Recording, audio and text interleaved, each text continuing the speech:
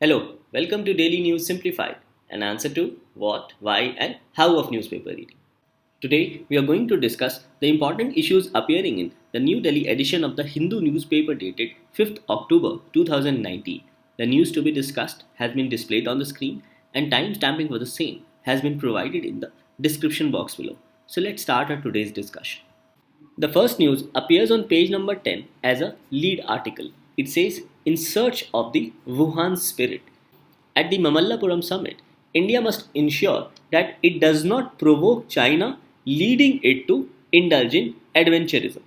Now, this topic with respect to Wuhan summit and the upcoming informal Mamallapuram summit between India and China forms a part of current events of international importance in your prelims examination and for your mains gets covered under GS paper 2 specifically with respect to international relations, India and its neighborhood relations, bilateral agreements affecting India's interest, as well as effects of policies and politics of developed and developing countries on India's interest.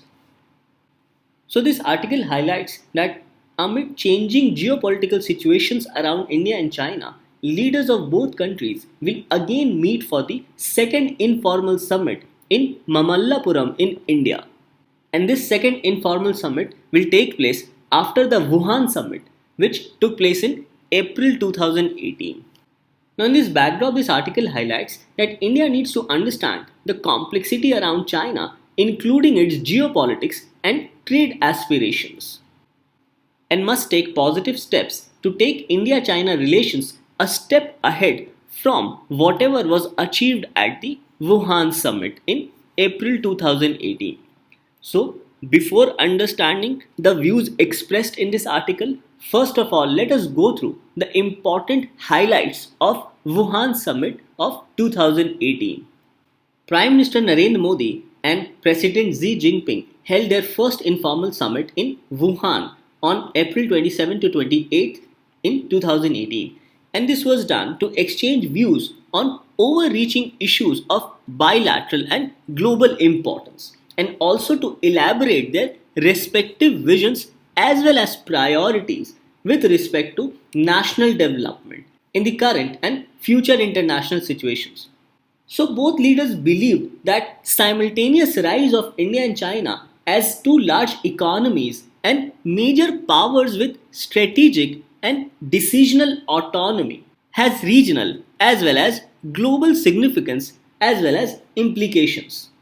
So, in this backdrop, they agreed that there was a need for peaceful, stable, and balanced relations between India and China as it will act as a positive factor for stability with respect to growing global uncertainties. Further, both leaders expressed their support for the work of the special representatives of the India China boundary question and also urged them to intensify their efforts to seek a fair, reasonable, and mutually acceptable settlement. Further, both leaders agreed to push forward bilateral trade and investment in a balanced and sustainable manner and also agreed to promote cultural and people to people exchanges. Further, both leaders also agreed to strengthen strategic communication through greater consultation on all matters of common interest and also on such matters which have overriding regional and global interests. Both the leaders also reiterated the importance of building an open, multipolar, pluralist, as well as a participatory global economic order, as it will enable all countries to pursue their development and contribute to the elimination of poverty and inequality in all regions of the world. Now, both leaders also agreed that proper management of their bilateral relations will be important and conducive for the development and prosperity of the region, as it will also create a proper conditions for the Asian century.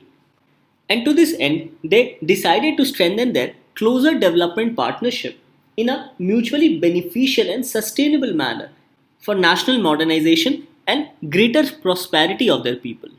So, considering these aspects, both leaders saw this informal summit at Wuhan as an opportunity for direct, free, and candid exchange of views, and also agreed on the utility of holding more such dialogues in the future.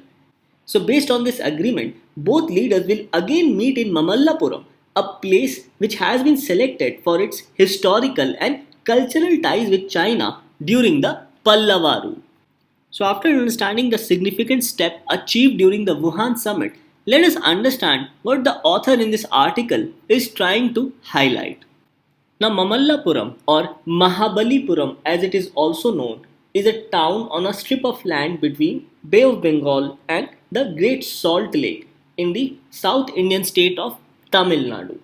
Mahabalipuram has been known for its temples and monuments built by the Pallava dynasty. Now, four spots have been identified for the meeting of Prime Minister of India and President of China. These four spots are Arjuna Penance, Krishna's Butterball, Five Rathas, as well as Shore Temple. Now, Mamallapuram is an important town of the erstwhile Pallava dynasty that ruled this part of South India from around 275 AD to 897 AD. Now, Mamallapuram has a historical connect with China as it records one of a security pact between China and Pallava king Narsimha Varma II, from whom the Chinese sought to help to counter the problems of Tibet, which had by then emerged as a strong power posing a threat to China. So, considering all these historical background, Mamallapuram has been chosen as a place for second informal summit between India and China.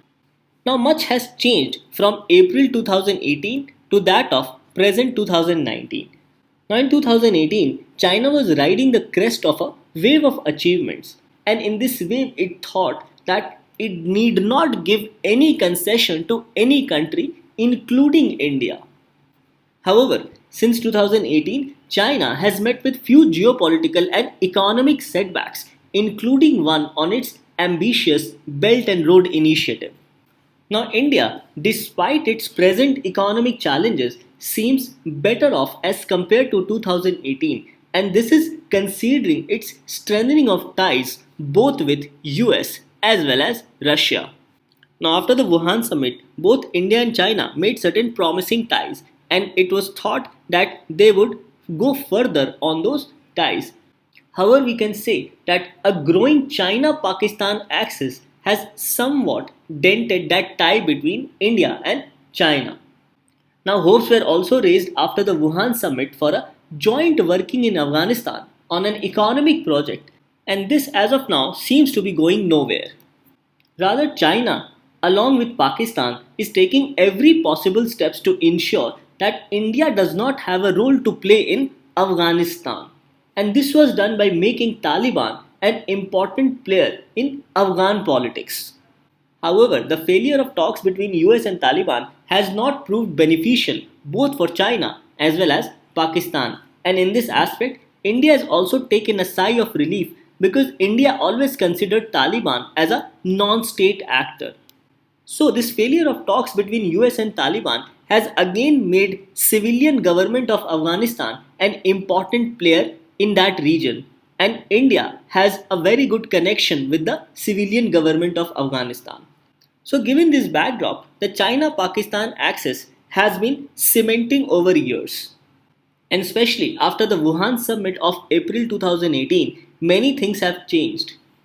Now, China and India continue to compete and have a contradictory outlook on many strategic as well as civilizational issues, including the nature of Asian security, regional stability, as well as role of United States in the region. So after the Wuhan summit, many things have changed, altering the circumstances surrounding India and China relations. Let's go through these changes which has happened or which took place after the Wuhan summit of 2018. Relations between China and the United States have sharply deteriorated, and this can be seen through relentless attack of President Donald Trump on China's economic practices. Now, after the summit, certain equations in the East Asian region has also changed or altered. First is the fading of exclusive zone of influence which was carved out by this important China-Russia axis. And this has happened based on certain new alignments, including strengthening of India Russia ties, which was not the case in 2018, and further growing of a new triangular relationship between India, Russia, as well as Japan. So, both these aspects can be said to have a fading impact on the exclusive zone of influence created by the China Russia axis. Another change which has taken place since 2018 is increasing attack on Belt and Road Initiative of China. Another aspect which has changed since 2018 is growing fragility in Chinese economy with respect to their declining growth rates and also certain internal security concerns of China, especially with respect to unrest in Tibet, inroads made by radical extremist groups in Xinjiang, as well as the latest developments in Hong Kong. So, all these aspects can be said to have created certain setbacks for China, which was not the case in 2018. So, change in situations in China has made India comparatively more optimistic today as it was in 2018. Further, India's relations with both United States as well as Russia has strengthened, and this has given a fresh dimension incorporating economics alongside a long-standing military relationship between both these countries, that is between India and US as well as between India and Russia. Further, India's line of credit to develop Russia's Far East has fundamentally changed the nature of India Russia relations. Next, even India's relationship with Japan has greatly strengthened, and this is also because of the newly formed group known as Quadrilateral, which includes US, India, Japan, and Australia. So, all these developments around China will certainly make China to rethink on its strategy with respect to India. However, certain recent developments by Government of India around the region of Ladakh and Arunachal Pradesh has made China more jittery, and these developments might decide the future outcome of Mamallapuram summit. So, as per this article, India needs to proceed with utmost caution and must ensure that it does not provoke China to the point where it would be inclined to indulge in adventurism. So, if India does not proceed with care and caution, the Mamallapuram summit could well prove to be a step back from Wuhan.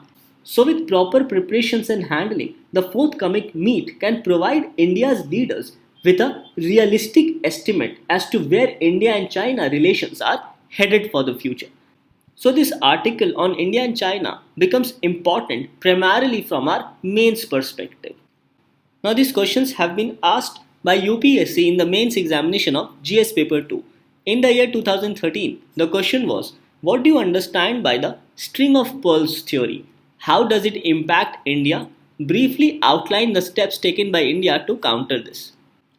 Then again in 2014, the question was, with respect to South China Sea, maritime territorial disputes and rising tension affirm the need for safeguarding maritime security to ensure freedom of navigation and overflight throughout the region.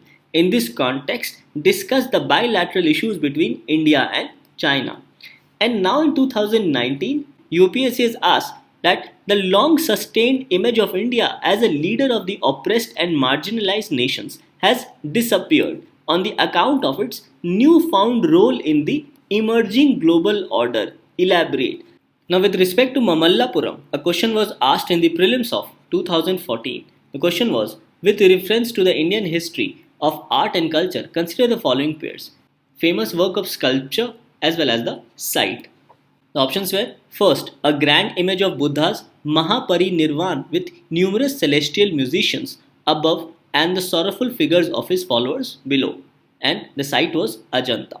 Now, this options was correct. Second, a huge image of Varaha Avatar of Vishnu as he rescues goddess Earth from deep and chaotic waters sculpted on rock. And this was in Mount Abu. No, this was incorrect. Third, Arjuna's penance, descent of Ganga sculpted on the surface of huge boulders, and this was in Mamallapuram. Yes, this option was also correct. So in this, the question was which of the pairs given above is are correctly matched. So here the correct answer was C, that is 1 and 3 only. So we understand that the upcoming Mamallapuram summit not only becomes important from the perspective of international relations but also from the perspective of India's cultural history, specifically with respect to the Pallava dynasty. So with this discussion, let's move on to our next news analysis. The next news appears on page number 1 and also as an editorial on page number 10. Now both these news is with respect to the rate cut by Monetary Policy Committee of the Reserve Bank of India. So the news on page number 1 reads, Central Bank's 25 basis point rate cut leaves market disappointed. And the editorial mentions about moderate expectations, as it says that there are limits to what RBI can do with rates and the government needs to prod investment. So in its meeting, the Monetary Policy Committee of the RBI has cut the policy repo rate by 25 basis point. And now the repo rate stands at 5.15%. And this is the fifth consecutive rate cut in the policy rates by the Monetary Policy Committee. Now in your prelims examination, this topic becomes a part of Indian economy and in your mains gets covered under GS paper 3 with respect to Indian economy and issues relating to it. Now RBI has reduced the GDP growth forecast from 6.9% to 6.1% and hence the policy rates were reduced in response to the slowdown in the Indian economy. And it is expected that the reduction in policy rates would boost investment as well as consumption expenditure in the Indian economy. So, in order to boost the investment as well as consumption expenditure in the economy, the Monetary Policy Committee has also decided to continue with the accommodative monetary policy rate. So, let us understand about different types of monetary policy stances about MPC, that is Monetary Policy Committee, as well as what this editorial tries to highlight with respect to the recent rate cut by the Monetary Policy Committee. Now as you can see, there are three types of stances which the Reserve Bank of India may take, namely accommodative stance, neutral stance and calibrated tightening. Under the accommodative stance, it says that RBI may reduce the policy rates to increase the money supply in the economy. So, under this stance, the policy rate normally decrease. And usually this policy is adopted when there is a slowdown in the economy to increase the money supply. Under neutral stance, the Reserve Bank has the flexibility to either increase or decrease the policy rates by taking into account various macroeconomic conditions of the economy. So effectively, the policy rates may move in either direction. That is, it may increase or it may decrease. And usually this policy is adopted when inflation rate is stable. Another is calibrated tightening. Now calibrated tightening means the RBI would either keep the rates constant or increase the rates. It says that under this stance, key policy rates remain either unchanged or increase. And decrease in policy rates is ruled out. So basically, if RBI says that it will adopt calibrated tightening, then we can say that decrease in policy rates is ruled out. And usually this policy is adopted when there are concerns of higher rate of inflation in the economy. Moving further, let's also understand about headline and core inflation. Now headline inflation simply refers to the inflation in the CPI basket, covering all categories of goods and services. Whereas core inflation excludes volatile categories such as food and fuel while measuring inflation. So a fall in prices of food and fuel may bring down headline inflation, whereas core inflation may not be impacted at all because in core inflation, food and fuel prices are not included. Now with respect to Monetary Policy Committee, this particular question was asked in the year 2017. The question was, which of the following statements are correct regarding the Monetary Policy Committee? First, it decides the RBI's benchmark interest rates. Second, it is a 12-member body including the governor of RBI and is reconstituted every year. Third, it functions under the chairmanship of Union Finance Minister. So, in order to answer this question, we must know the basics with respect to Monetary Policy Committee. So the Monetary Policy Committee is a 6-member body, not a 12-member body. Out of these 6 members, 3 are from RBI, that is Reserve Bank of India, and 3 are appointed by the central government. An RBI governor acts as a ex officio chairperson of Monetary Policy Committee. Further, the other members of MPC shall hold office for a period of 4 years. And meetings of Monetary Policy Committee shall be held at least 4 times in a year, and the MPC shall publish its decision after each meeting. And it is the duty of MPC to decide RBI's benchmark interest rates. So in this, the first option is correct, whereas the second and third options becomes incorrect. So here the correct answer was A, that is 1 only. So after understanding various monetary policy stances and about Monetary Policy Committee, let us also understand what this editorial has to say. This editorial says that despite RBI's continuous policy cuts, it may not be sufficient to influence growth in the economy. Despite the fact RBI has said that it will continue its accommodative stance as long as it is necessary to revive growth in the economy. Now the problem is that RBI by lowering rates can push the banks to lend further. However, there is a limit because RBI cannot force the borrowers to take loan from such banks, considering slowdown in the Indian economy. As even the latest data reveals that there is less borrowing taking place in banks as bank credit is growing at just 10.3%. So the onus again falls back on the government to take appropriate measures in order to revive growth in the economy. So to encourage private investment in the economy, it has reduced corporate tax in order to boost private investment. However, even there is a risk with respect to higher borrowings by the government as it may have certain fiscal consequences, that is, it may widen government's fiscal deficit. So in this aspect, let us wait for the government's future course of action with respect to reviving growth in the Indian economy. Now after understanding this editorial, let's go through previous UPSC questions asked on Indian economy. Now this question was asked in the year 2014 and these 3 questions were asked in the year 2015. The question was the terms marginal standing facility rate and net demand and time liabilities sometimes appearing in news are used in relation to. Options were banking operations, communication networking, military strategies, and supply and demand of agricultural products. In this, the correct answer was A, that is banking operations. Now, this question said that there has been a persistent deficit budget year after year. Which of the following actions can be taken by the government to reduce the deficit? Options are reducing revenue expenditure, second, introducing new welfare schemes, third, rationalizing subsidies, and fourth, expanding industries. So, with respect to a deficit budget, it simply means that the expenditure of the government is far more than its revenue.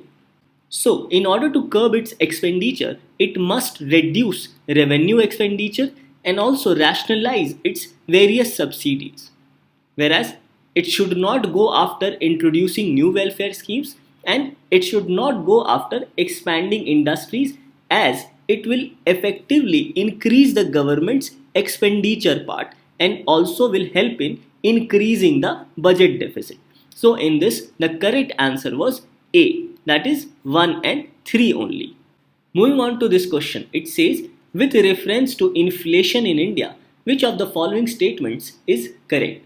Options are A, controlling the inflation in India is the responsibility of the government of India only. No, this statement is incorrect. Second, the Reserve Bank of India has no role in controlling the inflation. No, this again is incorrect. Third, decreased money circulation helps in controlling the inflation. Yes, this statement is correct. And D, increased money circulation helps in controlling the inflation. No, increased money circulation will further increase the inflation in the economy. And such a policy with respect to increased money circulation is adopted when the economy is struggling or when there is no growth in the economy. Next question, it said, with reference to Indian economy, consider the following. Options were bank rate, open market operations, public debt, and public revenue. The question was, which of the above is our component or components of monetary policy? So in this, only bank rate and open market operations are part of monetary policy, whereas public debt and public revenue are not part of monetary policy. So in this, the correct answer was C, that is 1 and 2. The next article appears on page number 10. It says rethinking college recruitment. Underlying problems need to be addressed before the tenure track system is introduced in the Indian Institute of Technologies. Now this article highlights about the tenure track system in higher institutions in India. Now this system is used for evaluating the performance of new faculty members before their position is made permanent. This system is followed in United States of America. So with respect to tenure track system, even the National Education Policy of 2019 in its report has highlighted that if the system is adopted in Indian institutions, it will lead to massive improvement in quality of research done in India. So basically, the tenure track system combines both elements of research as well as teaching. So this article has highlighted various challenges which still remains if this tenure track system is implemented in India. So let's go through the challenges as highlighted in this particular article. Now this topic forms a part of GS paper 2 with respect to issues relating to education. So first of all, let us understand that how tenure track system will work in our higher institutions.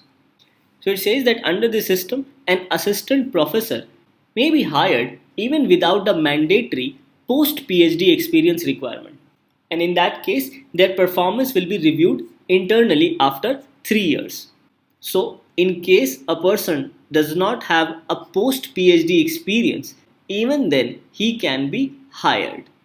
Further, based on the evaluation by external committee at the end of 5.5 years, they may be either promoted or may be asked to leave.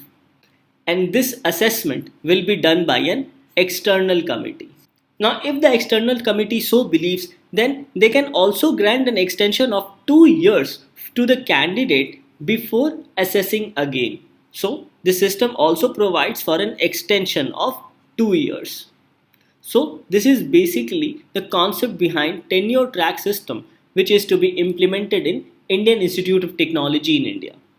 So after understanding this, let us also go through some of the issues with respect to the tenure track system if they are implemented in India as of now. Now the article highlights that experience in other countries including the West countries which have this tenure track system, it says that the process doesn't guarantee either excellence or it neither improves accountability at the institutional level. So the system does not guarantee either institutional accountability or institutional excellence.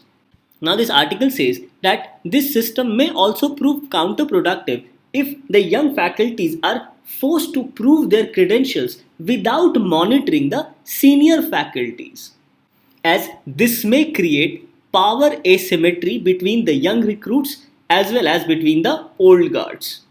The article further says that it may also adversely impact the research activities undertaken by young recruits, as young researchers might not like to invest more time in risky projects and rather toe their line to do certain theoretical projects just to get their degrees as well as their credentials with respect to the tenure track system.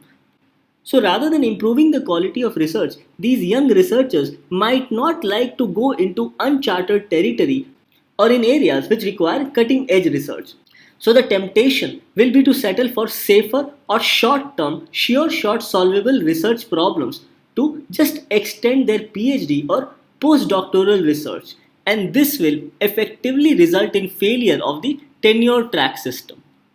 This article further says that just imitating the system in the West will not serve any purpose in India, as there is a need to provide research facilities similar to what is being provided in the West.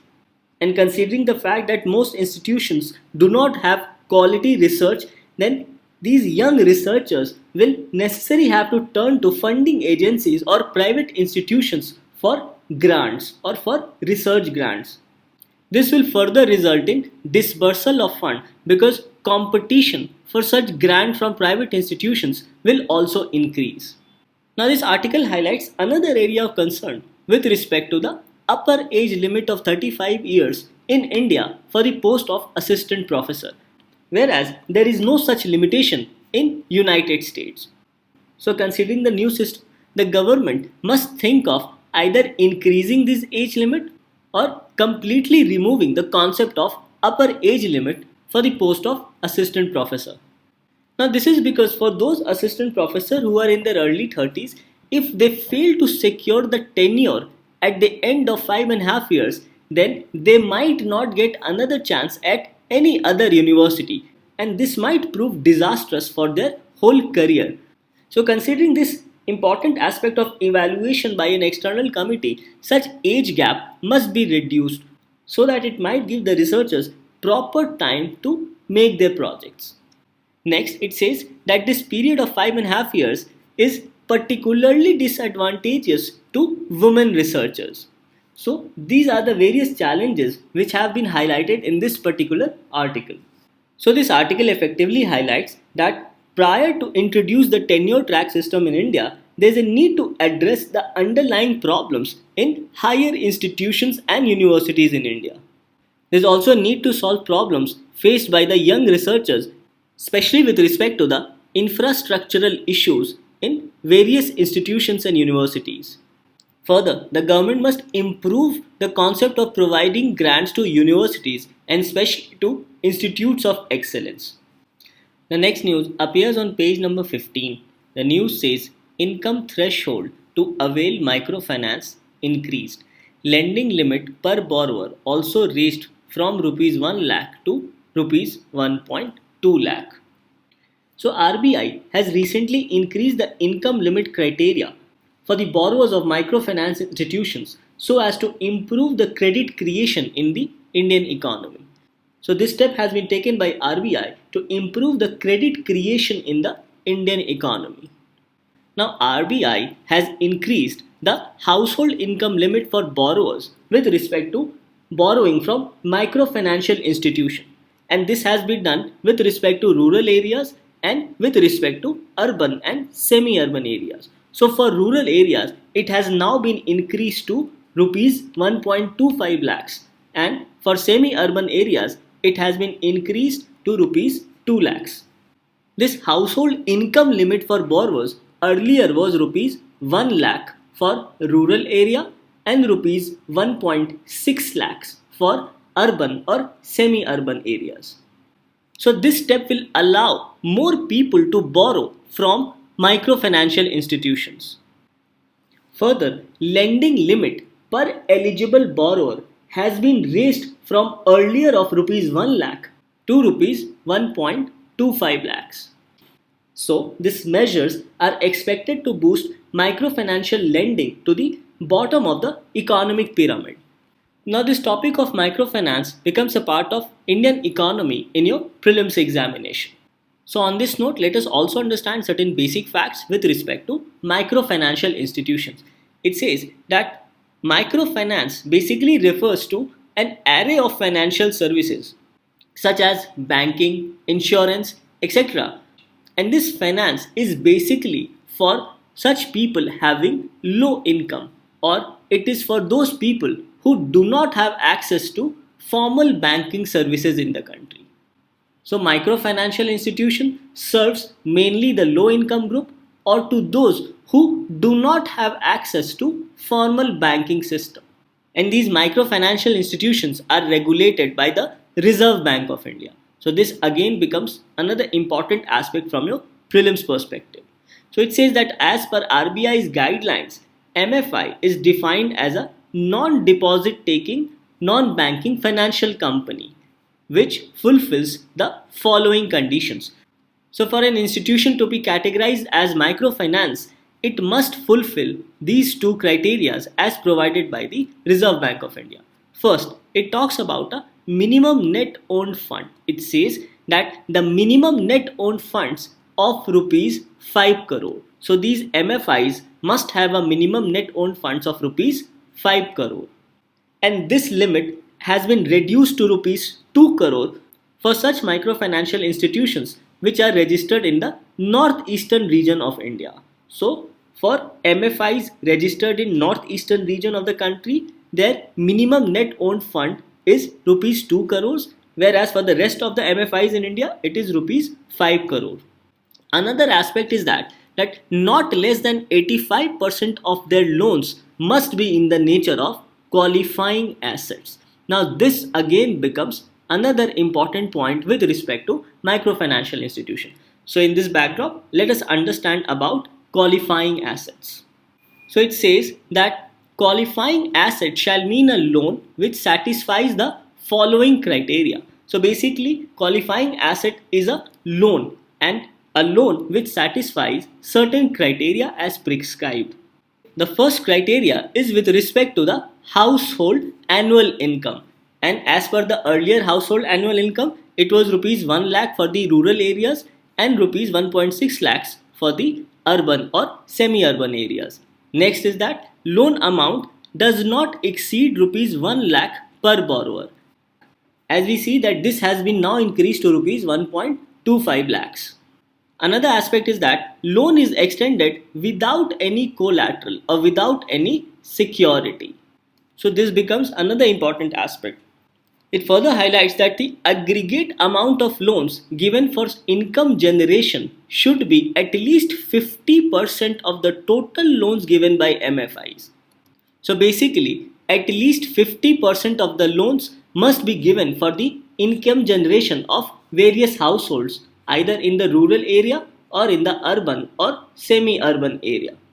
Next, it mentions that this loan is repayable on either weekly, fortnightly, or monthly installments as per the choice of the borrower. So it also provides flexibility with respect to loan repayments. So these are the important aspects with respect to qualifying assets. So this topic becomes important primarily from your prelims perspective. The next news appears on page number 12. It says, President commutes 20 death sentence in 9 years. Now this news highlights that the President of India has commuted death sentences to life imprisonment in at least 20 cases over the past 9 years. And this has been done based on the recommendations received from the Ministry of Home Affairs. Now these commutations were based on the President's exercise of power under Article 72 of the Indian Constitution after the convicts had filed mercy petition. So in this news, you must know about the President's exercise of power under Article 72 and also Governor's exercise of power with respect to commutation under Article 161 of the Indian Constitution. Now this topic from your prelims perspective becomes a part of Indian polity and in your mains gets covered under GS paper 2. So in 2014, a question was asked by UPSC in GS paper 2. The question says, instances of President's delay in commuting death sentences has come under public debate as denial of justice. Should there be a time limit specified for the President to either accept or reject such petitions? Analyze. So in this backdrop, let us understand the difference between Article 72 and Article 161 of the Indian Constitution. So Article 72 says that the President shall have power to grant pardons, reprieves, respites or remission of punishment or to suspend, remit or commute the sentence of any person convicted of any offence. And these offences include all cases where the punishment or sentence is also given by a court martial. In all cases where the punishment or sentence is for an offence against any law relating to a matter to which the executive power of the union extends. And in all cases where the sentence is a death sentence. Whereas with respect to Article 161, it says that the governor of a state shall have power to grant pardons, reprieves, respites or remission of punishment or to suspend, remit or commute the sentence of any person convicted of any offence against any law relating to a matter to which the executive power of the state extends. So the governor does not have any power with respect to cases under court martial and also the governor cannot pardon death sentences. However, the governor can still suspend, remit, or commute a death sentence. So, effectively, a governor cannot pardon the death sentence completely but can rather suspend, remit, or commute the death sentence of any convict. So, let us understand these different terms accordingly. So, under pardon, it impacts both the punishment prescribed as well as the guilt of the offender, as a full pardon may completely blot out the guilt itself. Now, reprieve means temporary suspension of the punishment awarded by any court in India. Respite refers to postponement of the sentence of punishment, whereas commutation means changing the punishment from one category to another category. For example, changing of death sentence to that of life imprisonment, which we saw in this particular news. And remission is the reduction of the amount of a sentence without changing the character. So, in remission, the period of imprisonment gets reduced. Now, two important question arises with respect to clemency power of both president and the governor. First is the issue of judicial review. Can the power provided to president and governor with respect to clemency powers can be judicially reviewed? Now, in the judgment of Epuru Sudhakar versus Government of Andhra Pradesh, the Supreme Court has laid down that judicial review under Article 72 and 161 is available on the following grounds: that the order has been passed without application of mind, that the order has been taken in bad faith, that the order has been passed on extraneous or wholly irrelevant consideration, and that the order suffers from arbitrariness. So, on all these points, the Supreme Court has power of judicial review with respect to the powers of President and Governor under Article 72 and 161 with respect to their clemency powers. The court also elaborated that if the power under Article 72 is exercised on irrational, irrelevant, or discriminatory grounds or in bad faith, then in such cases also court can examine the case and intervene if necessary.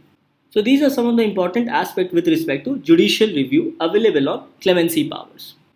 Now another question arises is that can the president or does the president enjoy discretion while granting pardon? In the case of Maru Ram versus Union of India, Supreme Court has held that under Article 72, the president cannot take an independent decision or direct release or refuse release on his own choice. So, the power to pardon vested in the president under Article 72 shall not be exercised independently without the aid and advice of Home Minister. And this has been done to avoid any decision made on arbitrary grounds or on some partial grounds of religion, caste, color, or political loyalty. So, this topic becomes important both from your prelims as well as from your mains perspective. Now, after our discussion, these forms your practice question. So, what you can do is to take a pause of 5 seconds. Question number 1. Quadrilateral comprises of which of the following countries? Options are India, Russia, China, US, Japan, and Australia. So, quadrilateral comprises of India, United States, Japan, and Australia. So, as per the options, the correct answer is B, that is 1, 4, 5, and 6 only. Question number 2. It says tenure track system pertains to which of the following? Options are logistics, artificial intelligence, metadata, and higher education. So, in this, the correct answer is higher education. Moving on to question number 3 and question number 4. Now you can take another pause of 5 seconds. Question number 3. Consider the following statements. 1. Governor can pardon death sentence. No, this is incorrect. Second, judicial review is not available on judicial functions of the executive. Again, incorrect, because judicial review is available on clemency power of both president and governor. Third, power of pardon by the president can be taken independently as per his or her discretion. No, this is again incorrect, because as per Maru Ram versus Union of India, Supreme Court has held that under Article 72, the president cannot take an independent decision. So in this, The question was which of the statements given above is are correct. So the correct answer is D, that is none of the above. Question number 4. Consider the following statements about measures taken by RBI for microfinancial institutions. Option R. Number 1.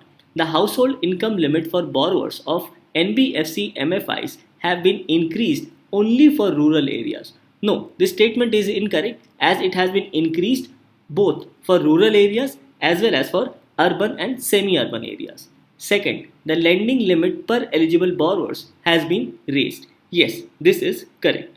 So the question is which of the statements given above is are correct. So the correct answer is B, that is 2 only. With this, we come to an end to discussion of today's newspaper. Let's move on to the question for the day.